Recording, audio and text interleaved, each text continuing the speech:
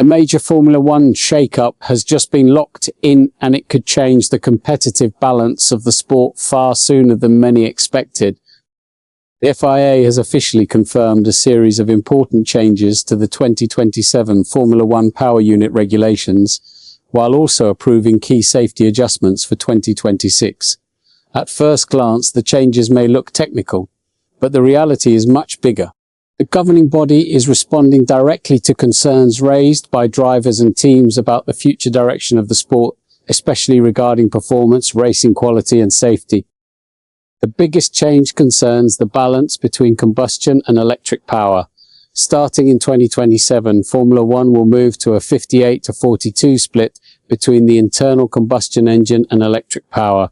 Then in 2028, that ratio will shift further to 60-40. The goal is clear: improve racing and address concerns that the current generation of power units could create undesirable racing situations.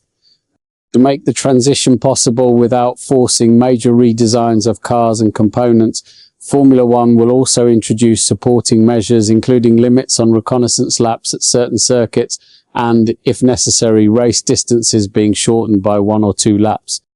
But the changes do not stop there. The FIA has also decided to expand pre-season testing for 2027. Teams will now receive 4 testing days instead of 3. Considering the complexity of the current generation of cars and power units, this extra preparation time could prove crucial. This changes everything.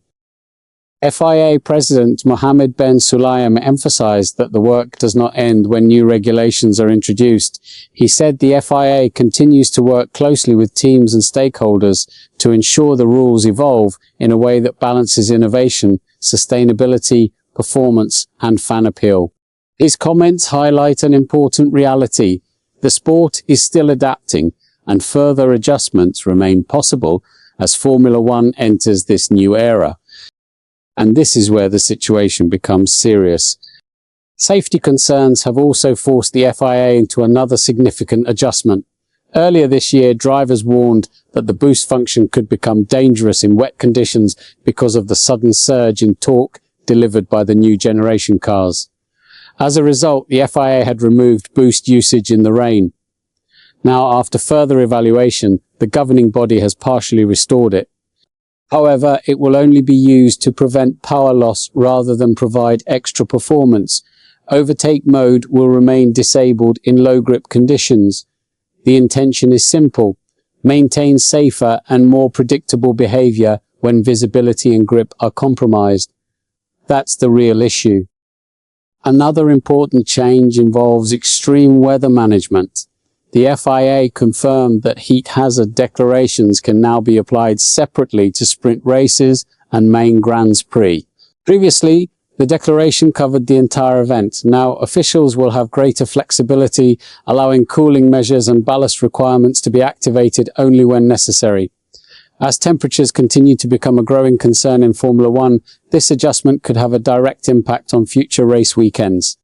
What makes these decisions particularly important is that they show Formula One is already refining its future before the regulations have fully matured. The sport is trying to avoid repeating mistakes while keeping manufacturers, drivers and fans aligned. Yet every regulatory change creates new questions. Will the new power unit balance improve racing as intended? Will the safety measures be enough? And could these adjustments alter the competitive order once again? And it may not stop here. With 2026 and 2027 approaching rapidly, Formula One is entering another critical phase of transformation. The rules are changing, the technology is evolving, and the consequences may not be fully understood until the cars hit the track. What looks like a technical update today could end up shaping the championship battles of tomorrow. What's your take on this situation? Share your opinion below and don't forget to subscribe to the channel for more Formula One updates.